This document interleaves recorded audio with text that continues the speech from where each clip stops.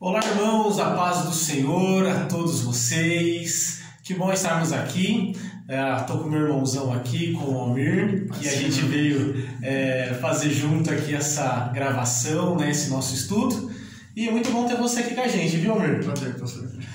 Espero que esse novo formato aqui de estudo bíblico seja agradável e proveitoso também para nós, que a gente vai fazer algumas reflexões e também vamos aproveitar para compartilhar algumas perguntas, algumas ideias diferentes, né, Almir? Isso. Então, a gente vai conversar um pouquinho e tenho certeza que vai ser uma bênção esse tempo juntos aqui na presença do Senhor, tá bom? Queridos, só fazendo uma breve introdução, domingo agora nós tivemos o nosso culto e passamos alguns avisos muito importantes que eu quero apenas dar alguma reforçada em algumas das questões, algumas atividades da nossa igreja. A primeira que eu quero enfatizar e destacar é que nós vamos iniciar nesse domingo, que vai ser até o domingo de Santa Ceia aqui na nossa igreja, nós vamos iniciar a nossa campanha de oração em favor da nossa família. Então queremos convidar você e a sua família a participar com a gente aí nesse tempo de oração. A gente vai orar durante todo o mês de agosto para pedir que o Senhor abençoe, derrame das bênçãos dele sobre as nossas vidas, sobre a nossa família. E você é convidado para participar, separar um tempo aí com Deus na sua casa, no seu lar, para dedicar um tempo de oração também. E fora isso também fazer um tempo de jejum. A gente vai escolher aí 1 dia, 2 dias na semana para consagrar um jejum ao Senhor. Então você vai ver o melhor dia, o melhor horário, o tempo que você vai jejuar também, se vai ser um jejum completo ou vai ser um jejum parcial também, onde você pode tomar água, mas é importante você se abster de um alimento e consagrar esse tempo ao Senhor, tá bom? Então vamos crer que Deus vai fazer grandes coisas nas nossas vidas, tá? Você é convidado para participar com a gente. E só lembrando também que a gente vai fazer o nosso bazar beneficente e vai ser no dia 7 de agosto. E toda a renda desse bazar vai ser destinada para a nossa campanha missionária lá dos ribeirinhos, para a compra do barco missionário. Então, se você tem a sua doação de roupa, de sapatos, traga para a gente e a gente vai colocar aqui à venda e os recursos vão ser destinados para missões, tá bom? Então, que Deus nos abençoe, que seja um tempo especial aí, tudo que a gente tem programado para realizarmos aí nesse mês de agosto. Tá ok, pessoal? Bom, lembrando um pouquinho, domingo, né, Almir? A gente conversou sobre a porta estreita.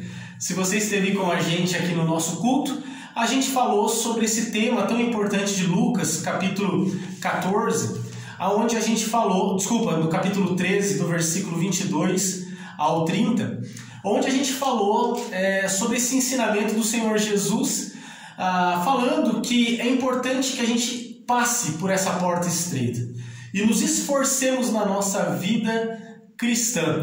E eu quero até passar para o Almir aqui para você dar uma palavrinha para nós. Almir, o que você achou mais interessante ou algo que você gostaria de enfatizar do nosso culto domingo, assim, do que te chamou mais a atenção, de algo que você vê que é importante a gente priorizar na nossa vida?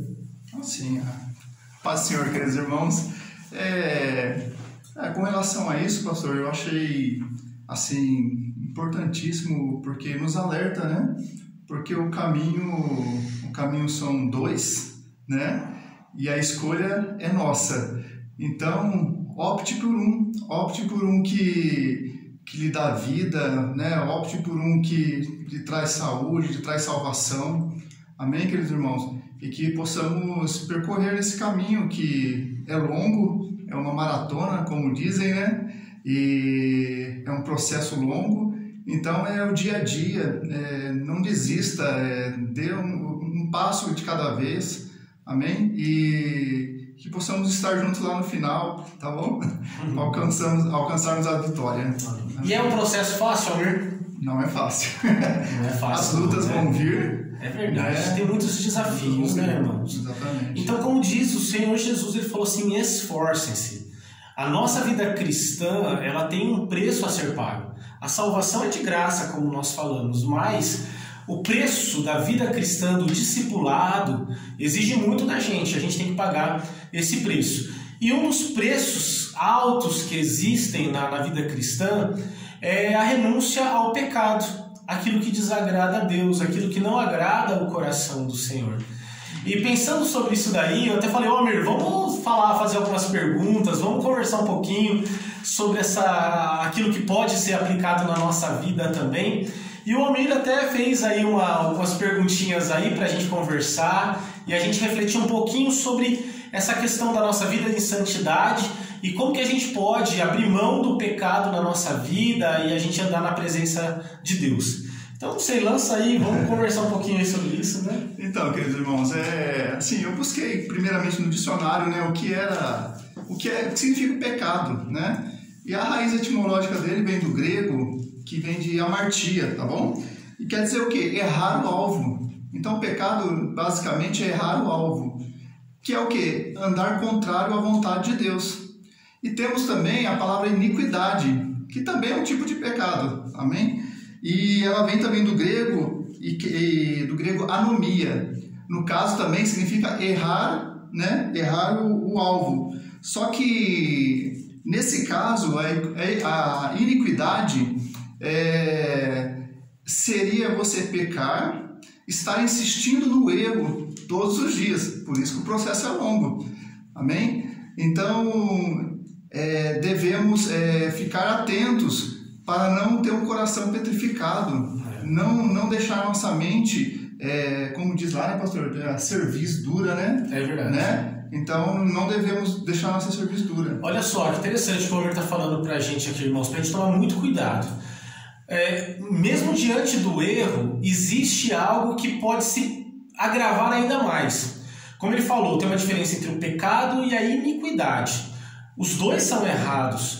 Mas um se refere a um deslize, a uma falha, a um erro. Mas a iniquidade, ela se torna algo que é consequência de um processo de endurecimento do coração, a tal ponto que a pessoa ela já está, como ele disse, com o coração petrificado.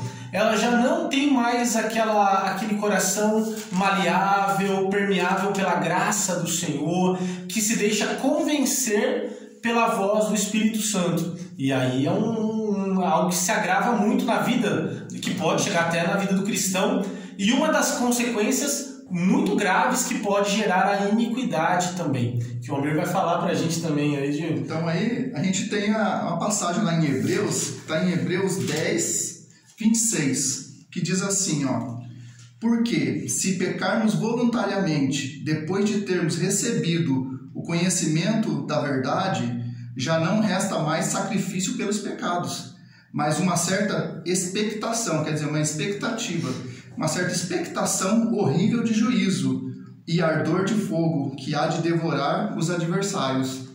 Amém, irmãos? Então, temos que tomar cuidado para não ficar insistindo no erro, porque aí vem também aquela questão de não sermos perdoados. Porque diz assim, né? Pedir perdão para o Senhor, pronto, está resolvido. Vamos continuar a caminhada. Só que não devemos persistir no erro. Amém? Um detalhe importante, até pegando o gancho com o nosso culto de domingo também, irmãos. Como nós falamos, o Senhor Jesus falou, olha, passem pela porta estreita. A gente precisa fazer isso, por quê? Que como diz o restante do texto que nós estudamos, vai chegar uma hora que o que vai acontecer? O Senhor tem dado a gente a oportunidade para a gente se arrepender dos nossos pecados e ter um relacionamento com Deus, um relacionamento de intimidade com Ele numa grande festa. Mas como diz o texto que nós falamos no domingo, fala que pode acontecer um momento que a porta pode se fechar. Essa porta que é estreita, ela pode se fechar. E esse que fechou a porta, que é o nosso Deus, já não vai mais dar as condições da graça para que a pessoa se arrependa dos seus pecados. Ou seja, vai ser tarde demais para que ela se arrependa dos seus pecados. Ou seja, uma pessoa que está andando longe dos caminhos do Senhor, pode até ser cristão, pode até ser evangélica, mas está com o coração longe de Deus, o Senhor está alertando culto após culto, dia após dia, para que essa pessoa se arrependa. Mas talvez o coração dela, na iniquidade, martelando no pecado, pode fazer com que ela esteja tão longe do Senhor que pode acontecer que seja tarde demais para que ela realmente venha a encontrar a graça salvadora que vai trazer salvação para ela. Mas aí eu quero aproveitar e quero fazer uma pergunta para o Almir, que pesquisou tudo essa semana sobre isso, e falar, até a gente estava conversando sobre essa questão. Nós sabemos que todo pecado é perdoado pelo Senhor. Não tem pecado que Deus não perdoe. A graça dele é superabundante sobre o pecador. Mas um detalhe, o pecador que se arrepende. Mas a Bíblia também fala, irmãos, como os irmãos já devem ter ouvido falar, sobre um pecado que não tem perdão, que é a blasfêmia contra o Espírito Santo. Sobre esse, não resta o que fazer, não há o que fazer, pois essa pessoa decidiu realmente optar por esse caminho. Eu queria que o Almir falasse pra gente aí um pouquinho sobre essa questão da blasfêmia contra o Espírito Santo, como que é essa questão e de que maneira que isso pode ocorrer na vida de um crente, né? Bom, irmãos, a questão do Espírito Santo, teve uma passagem que o Jesus expulsou um demônio, né? E no caso, os fariseus, eles blasfemaram contra o Espírito Santo de que forma? Falando que aquele milagre, que aquela expulsão do demônio era feita em nome de demônios, não era uma obra feita do Espírito Santo. Então, nesse caso, eles estavam conscientemente blasfemando contra o Espírito Santo. E isso é um tipo de blasfêmia que não se deve ser feita, porque nesse caso a Bíblia condena, dizendo que esse tipo de pecado não tem livramento, não tem perdão. Então devemos ficar atentos e não blasfemar contra o Espírito Santo. Amém? E é interessante essa questão da blasfêmia contra o Espírito Santo, porque é um detalhe. Então, às vezes até as pessoas até perguntam, elas falam assim: mas eu acho que eu pequei, eu acho que eu blasfemei já contra o Espírito Santo. E preocupadas, elas procuram a gente e falam assim: pastor, eu não sei o que eu faço, porque eu acho que eu pequei contra o Espírito Santo. Irmão, se você tem essa preocupação, já é um fato claro que você não blasfemou contra o Espírito Santo. A blasfêmia contra o Espírito Santo é quando a pessoa, ela sabe a verdade, ela sabe que foi Deus, mas ela se levanta para falar mal deste Deus. Igual no caso aí que o Almir citou essa passagem. Esses homens, aqueles religiosos, eles sabiam que era Deus que estava agindo, mas por inveja, por ciúme, por rivalidade, eles começaram a espalhar e a declarar que aquela obra de Deus não era de Deus, mas era do diabo. Ou seja, então essa apostasia, essa declaração de algo que é de Deus, mas que não vai ser tributada a ele aquele mérito, isso sim é algo problemático. É quando a pessoa ela se insurge, é quando essa pessoa ela se rebela deliberadamente e persiste de uma forma a guerrear, a ir contra aquilo que Deus está fazendo. Então esse que é o problema da blasfêmia contra o Espírito Santo. Então a pessoa que ela é temente a Deus e ela peca, mas ela se arrepende, isso daí ela está perdoada. O problema são essas pessoas que realmente se levantam contra a fé, sabem que Deus está agindo e elas vão ser pedra de tropeço para que outras pessoas. E só um detalhe nessa questão da blasfêmia do Espírito Santo. Por que não tem perdão? A Bíblia fala para nós que quem convence o homem do pecado, da justiça e do juízo é quem? É o Espírito Santo. E a partir do momento que eu estou contra o Espírito Santo, não tem como ele me convencer, porque eu já estou deliberadamente declarando ele como meu inimigo. Então não tem como a pessoa ser convencida do seu pecado. É uma rebelião, né? É uma rebelião deliberada mesmo, né, contra Deus. E esse perdão que o senhor falou, que o tempo da ignorância, está lá em Atos 17:30. 17:30, deixa eu ver. Que fala assim, mas Deus, não tendo em conta os tempos de ignorância, anuncia agora a todos os homens e em todo lugar que se arrependam, porquanto tem determinado um dia em que com justiça há de julgar o mundo, por meio do homem que destinou. E disso deu certeza a todos, ressuscitando dentre os mortos. Boa. Seja Jesus, né? Muito bom. Então, irmãos, a nossa palavra para você hoje com relação a isso é: viva uma vida de santidade. Viva uma vida longe do pecado, longe daquilo que está destruindo a sua vida.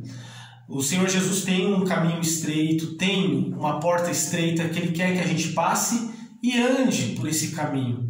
E para isso, a gente tem que aproveitar a oportunidade para viver em santidade até o momento que a gente venha entrar na presença dEle, tá bom? Você quer falar mais alguma coisa sobre isso também, Amor? Não, só isso mesmo. É? Acho que tinha Apocalipse, mas o senhor já citou já. Tá certo, é isso mesmo. Maravilha. E só aproveitando também, pessoal, toda semana a gente vai estar conversando um pouquinho. Se você tiver sua dúvida também, manda pra gente, manda no meu WhatsApp, no WhatsApp do Almir também. E aí a gente conseguindo encaixar, a gente vai discutir, a gente vai falando sobre essas questões aqui no nosso estudo, tá bom?